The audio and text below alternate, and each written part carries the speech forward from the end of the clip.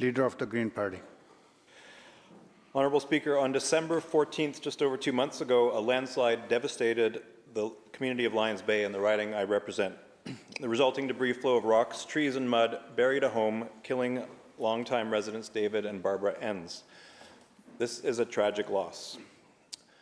The bereaved son and daughter of the Enns have been denied disaster financial assistance. They were told the event was not sufficiently widespread or extensive.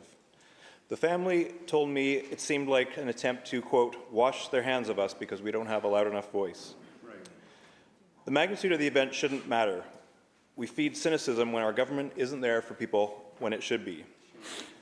The Minister of Emergency Management and Climate Preparedness said in this House last week that disaster financial assistance criteria are currently under review, which is welcome, and I will say help with cleanup from an emergency response fund is also appreciated. However, the Enns home was their legacy for their children and grandchildren.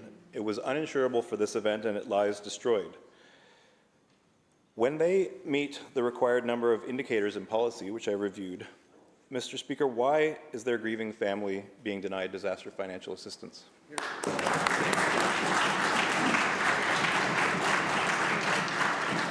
Minister of Emergency Management.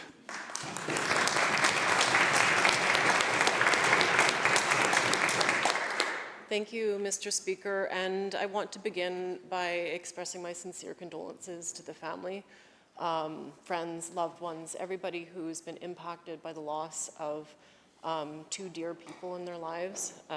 It's an incredible loss for them. And I appreciated you reaching out after the event to discuss how we can support the community. Disaster financial assistance is available for eligible, sudden, unexpected, and widespread events. If you'd like to continue our conversation, I'd welcome your feedback and come to my office. Member supplemental. Mr. Speaker, climate-related disasters will increase in frequency and severity in this province, leaving residents and local governments footing the bill for damages and skyrocketing insurance costs. Union of BC Municipalities called for long-term secure funding to help tackle natural hazards that are being exacerbated by climate change. So far, the BC government has not agreed to long-term funding. The province needs to take leadership and help communities confront the increasing risk of disasters resulting from climate change, landslides, as well as flooding and wildfires, as we all know. My question, again, is for the Minister of Emergency Management and Climate Preparedness. Will the province commit to long-term secure funding for communities to mitigate these disasters?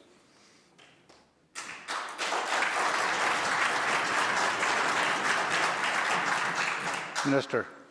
Thank you, Mr. Speaker. And to the member, I think it's a really important question about how we move forward as a province. We are experiencing increasingly severe events that are escalating due to the effects of climate change. And we know that we need to support communities to be more resilient, to be able to recover quickly, more quickly after disaster strikes. And that's why we're partnering with communities, with First Nations, to make sure that we understand the needs of communities and are meeting those unique needs, because hazards differ depending on where you are in the province. We've provided $487 million to help communities prepare and mitigate risks, and taken important steps to change the way that we respond to emergencies, including BC Wildfire Service being year-round, and additional alerts for emergency heat response and other important things. So it is top of mind for our government, and we want to continue to make those investments to keep people safe, Mr. Speaker.